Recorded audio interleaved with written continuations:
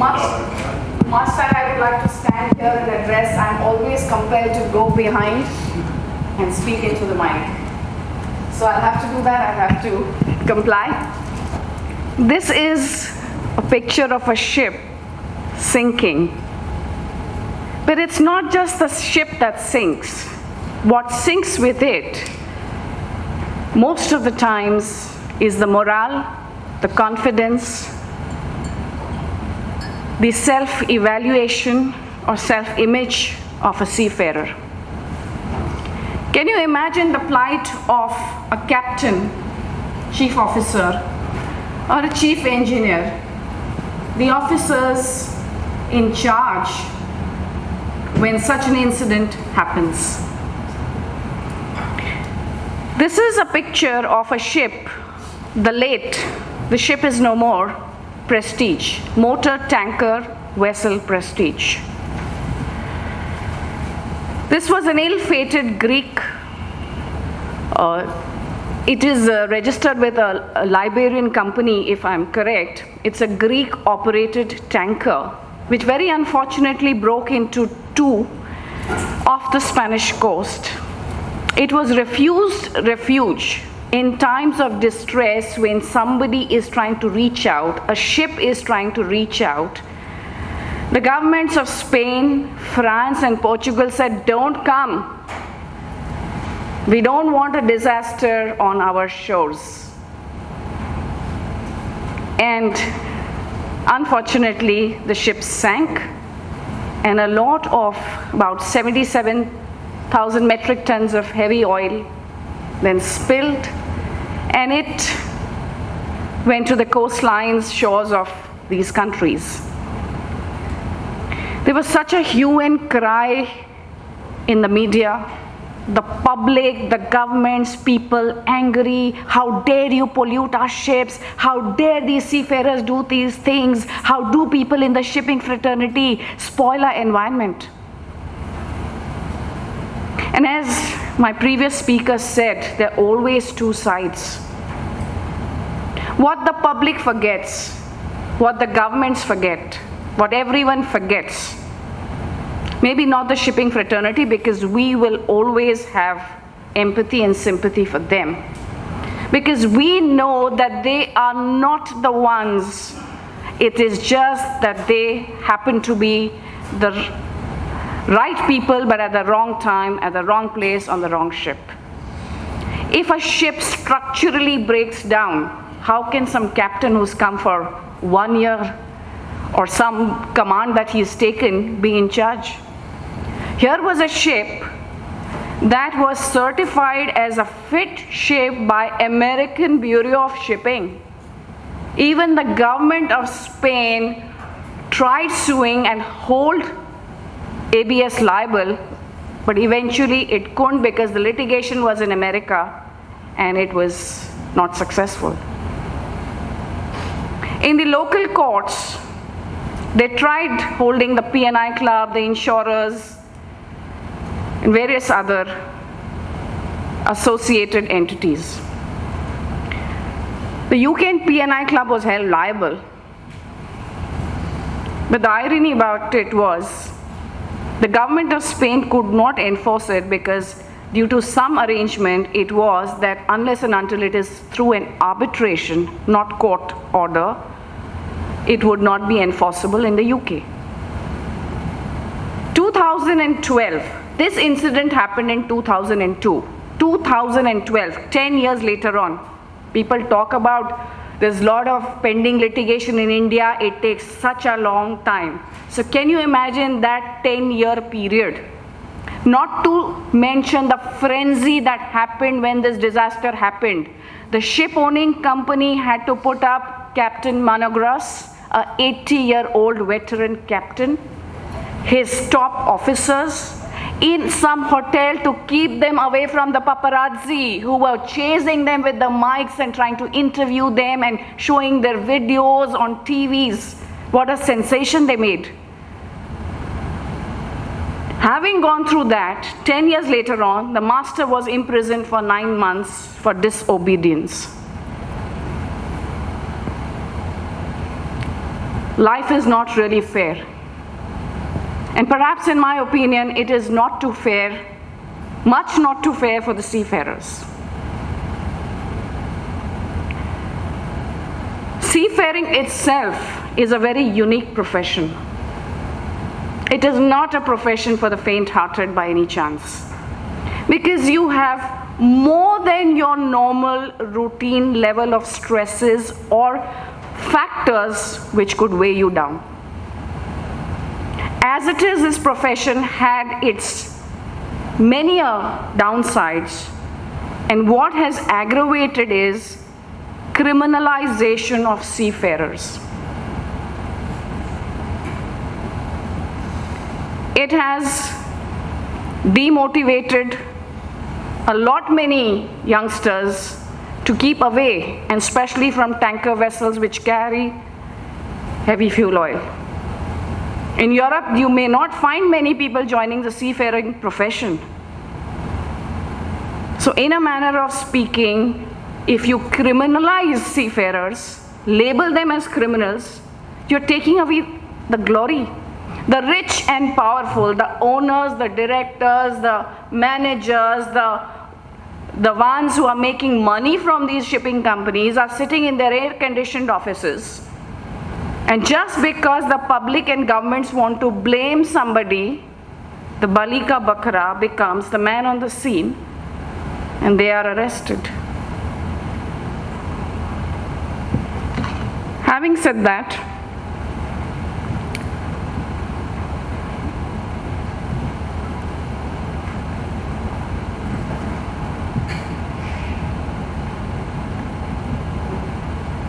as I said, it is considered, seafaring is considered as one of the most risky professions. The risks involved are physical and mental. When I was the claims officer in Great Eastern Shipping Company, I was also very young and kind of new to the shipping world.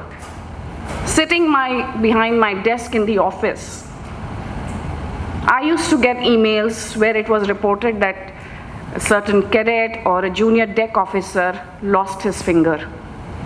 His finger got crushed in the crane, and I would get to see those photos with blood and injury.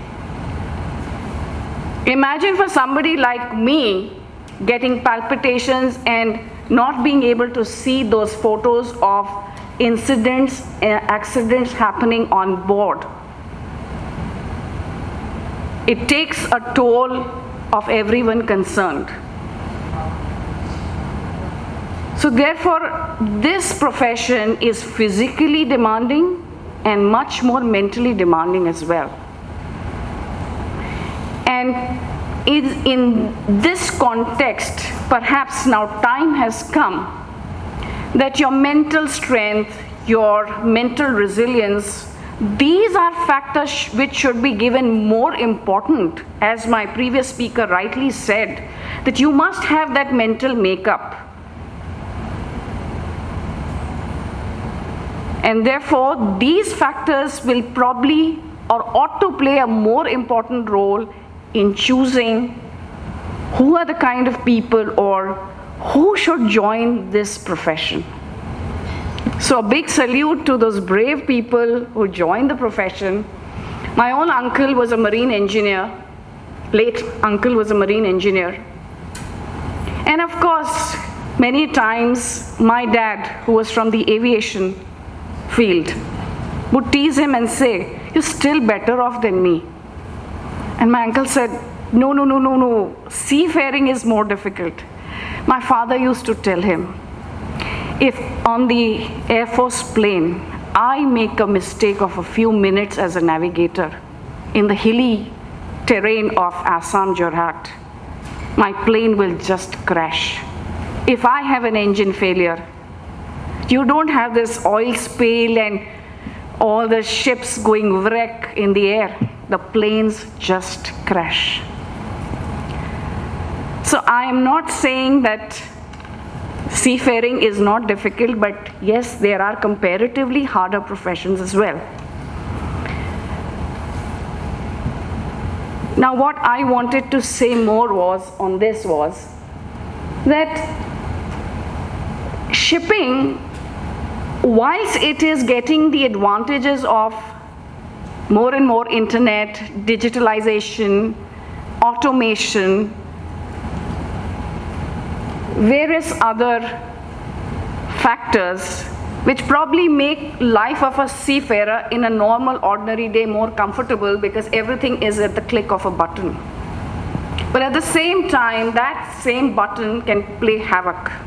One wrong click of a button can make things go topsy-turvy. Today, there are more inspection surveys happening, more frequent, more stringent. And that does stress out a seafarer. God forbid you have bullies coming on your board. God forbid, at certain ports of call, you have very difficult people you deal with. You have the cargo people who are weighing down that you load more cargo. The captain says, the ship has reached the load line, the plimsoll line, I can't load more than this. And then they literally abuse or sometimes beat him up. So those are other aspects that a captain and the crew also, and of course the ratings also deal with their own stresses. There are faster turnaround of ships. It is expected a ship will load, discharge, sail, load, discharge, sail, load, discharge, sail. Where does the seafarer get that much rest? The seafarer has to comply with so many compliances, the humongous paperwork. So man is like a seaman, seafarer is like a machine. And these are things that we need to address at a much higher level. These are things that need to be highlighted so that the cause of the seafarers is served and bettered. Some studies reviewed who are the ones who are more vulnerable. These studies revealed younger seafarers. The younger seafarers seem to quit a bit too often, throw in the towel. Those who are single, those who don't have family support, spouses or parents or siblings, those who have physical health issues, and so on and so forth. International Labour Organization, a branch of the United Nations, adopted the Maritime Labour Convention 2006. Now this is the convention, the Bill of Rights for seafarers. Everything that has to do with the well-being, welfare of seafarers, their rights, the minimum standards of living and working are prescribed here.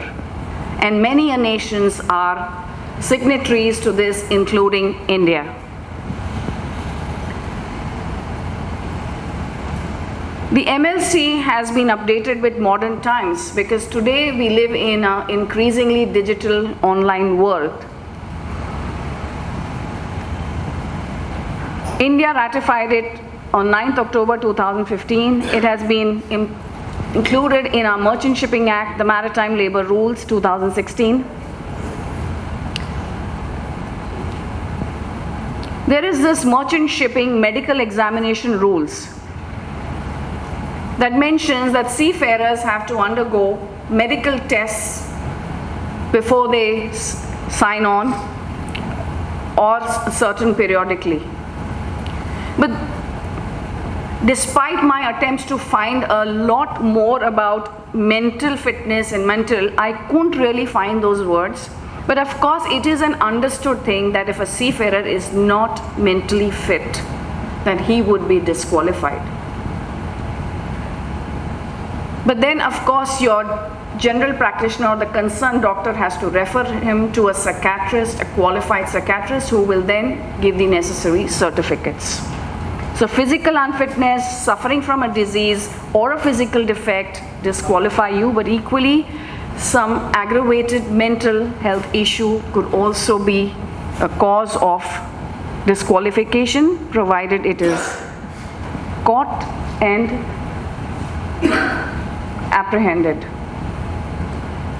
Now, if there is a grave mental issue with a seafarer, and God forbid there is a scene where somebody is going berserk, somebody is in a suffering from a panic attack mode, the captain would summon the doctor. A lot of ships have doctors on board, but of course there are general practitioners who deal with fever, loose motions, fractures and all those kind of things. Here, I would say the need is for having counselors and psychiatrists on board, or a doctor which can deal with such cases. Yes, they have some emergency medicines on board which are like tranquilizers and which can immediately have an effect and tranquilize the seafarer. The master, depending on his discretion, would probably segregate him. There is a brig or a jail on board.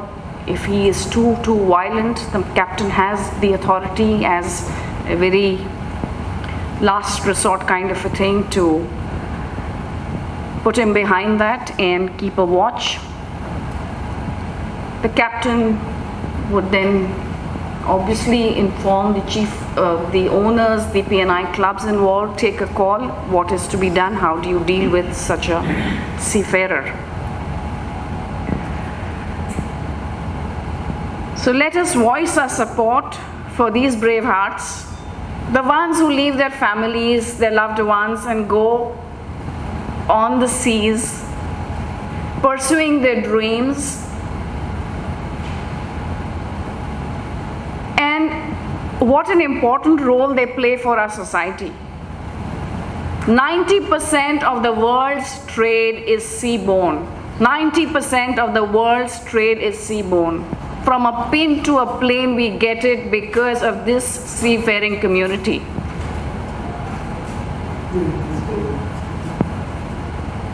So we can imagine how important they are for us. And let us acknowledge this brave community, and let us voice our support to the very extent that we can. Thank you.